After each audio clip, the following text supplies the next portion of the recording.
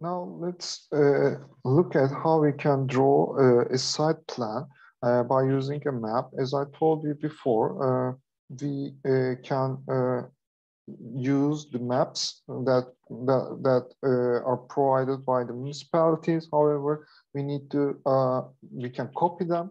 However, we need to change the representation of things like buildings, like roads, sidewalks, or trees in an architectural method. So we know that it's the top view of an area and an environment, and it shows the plots, the buildings, roads, streets, sidewalks, squares, parks, green areas, and we've created the contour lines here. We need to be careful about the line weights and line types. As you know, we are using these types of lines and different line weights. The contour lines, as we talked in our previous video, should be represented with dashed lines, and they should be drawn with middle thickness, middle darkness line weight. Buildings, since they are high and they can be in different heights, we are going to use a continuous line to indicate the edges of these scene surfaces, the top views. Again, I can use the middle thickness, middle darkness lines. However, for buildings, for high buildings like 3-story, 4-story, or something like that, I can use a thicker line, a little bit thicker line. And for the sidewalks, since they are on the ground level and there's this huge level difference, I can again prefer a continuous line because these are the lines that I am seeing, the edges that I can see. When I look down, I can prefer a little thinner lines, not this thin, but not this thick as well, to indicate this level difference between the edges of this building and the sidewalk here. For trees, again, I can use continuous lines, and according to its height or its type, I can create different symbols. I'm going to show you an example now. This is a site plan that has been drawn by using an actual map, and we can see there are sidewalks here next to the roads, and these are the green areas. These circles represent the trees, and we can see the rooftops of buildings, and there's this sports area, and this indication shows that there is a very steep slope, which we call shev in Turkish. I don't know how it is said in English. And these are the borders of the plots. Maybe there can be walls, garden walls. So we see all these buildings, all these lines, but there is no line weight difference. And we cannot be able to understand which borders are higher, which are on the ground level, or which are lower. So if I change the line weights like this, we can easily understand that this is a skyscraper because it's been depicted with a very thick line. It indicates that this building is very high. And these are the contour lines of the roofs according to their heights. Like this is higher than these two. Maybe these are buildings with 1-story. This is maybe a 2-story building, something like that. And thin lines represent the edges that are on the ground level, like the sidewalks or something. Or instead of giving it a certain line weight, we can make a hatch to create some shadows. Like imagine that this is where the sun comes. So these parts of the roofs get sunlight and the rest will be in shadows. And instead of just circles, we can prefer different symbols for the trees, like these can represent trees with wide leaves. These can represent the trees with needle-shaped leaves. And maybe we can combine them, and this will provide a better image. It's almost like we are looking an aerial view, the actual view here. Also, we can create more shadows, not just for the roofs, but the shadows of the buildings over the terrain and the trees, of course. And when we combine different representation techniques like the trees, the shadows, the line weights, the roofs, it becomes more real. It's almost like a 3D view of this area. And this is a nice technique that you can use when you do that, when you do your projects. And this is another example of this technique. This time it's the adjacent building. And if you want to show important buildings like historic buildings or seaside or some other stuff, you can enlarge the boundaries of your site plan, and instead of 1/500, you can prefer a 1/1000 scale for that. Like this is a mosque, right? When you look from above, you will see the dome like this, and you can color it. And you can place the top views of cars, buses, or people there with their shadows maybe. So it will create a better image, a better representation. And we need to add some more explanations.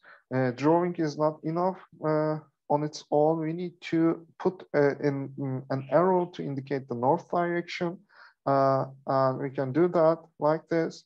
We can put an "and" at the end of the arrow. You can design your own arrow, or you can find good arrows from different sources online. We need to indicate the entrances, and there can be different entrances, like the entrance to the plot, entrance to the buildings, and maybe a service entrance, a main entrance, things like that. So by using small and different types of arrows, it will be better for us to choose a different type instead of this. For each arrow or for each representation, you can prefer a different type of arrow. So this is the service entrance. This is the main entrance. We need to place the levels like we do on floor plans. We need to put levels to the entrances. It's very important. This is the level of sidewalk or the street. And as you can see, it's approximately the original level. Like this is when I step here, since this is the 68 contour line, when I step here, it's probably plus 68.05.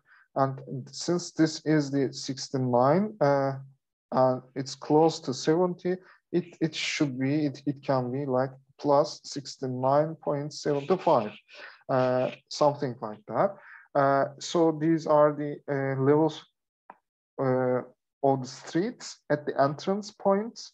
And I need to indicate the levels of the building entrances. If I see the terrace, entrance terrace, like in this example, I can put the level mark, but this time I can indicate the height by using 00 level. This is my main entrance, so I call it 00. However, I need to combine that 00 with the original level.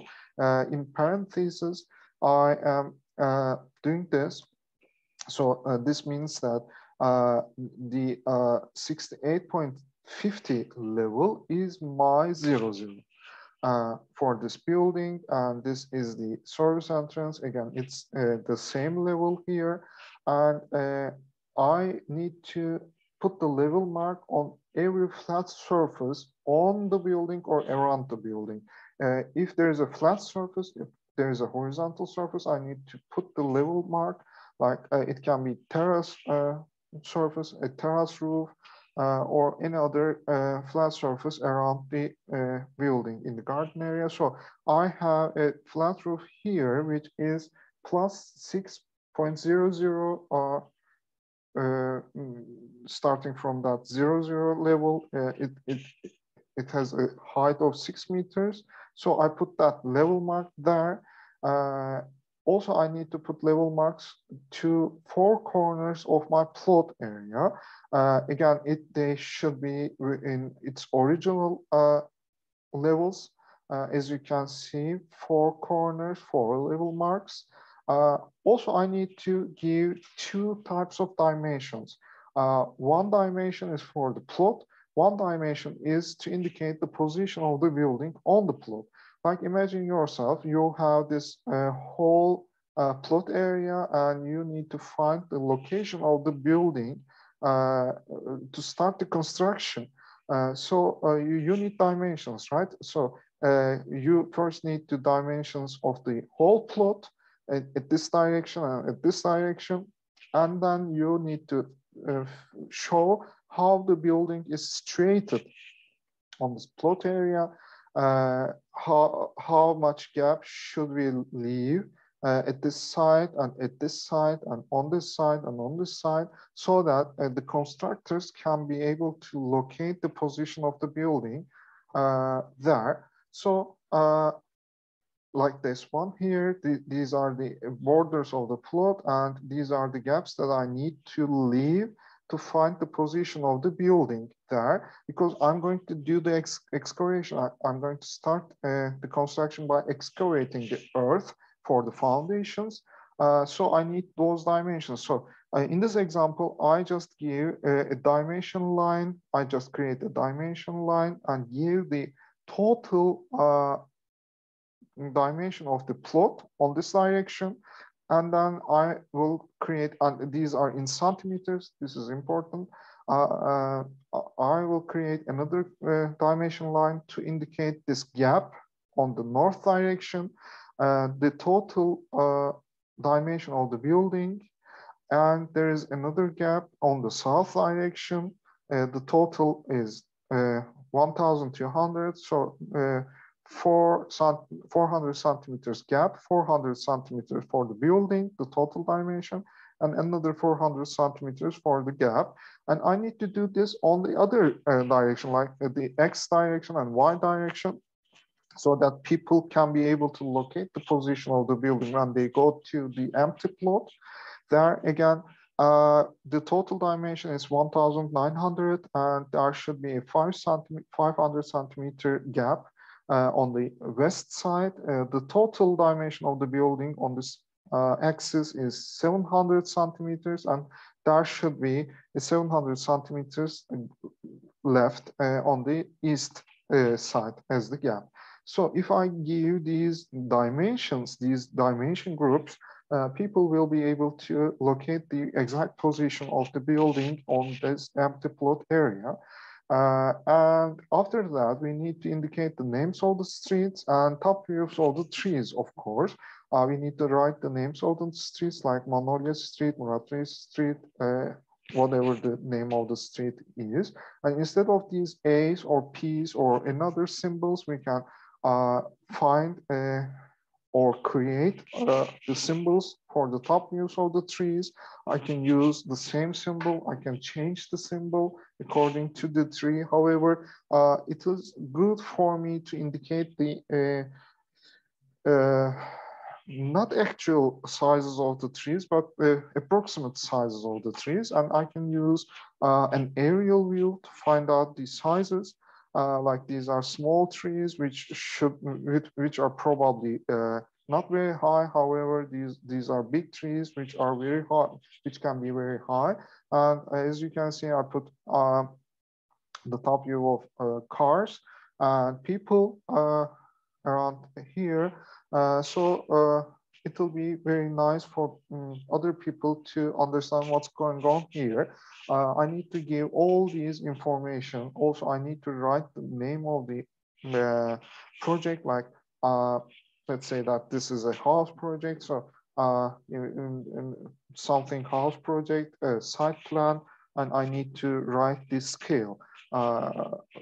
Like S 1/200, or I can put a scale like this. It's another option.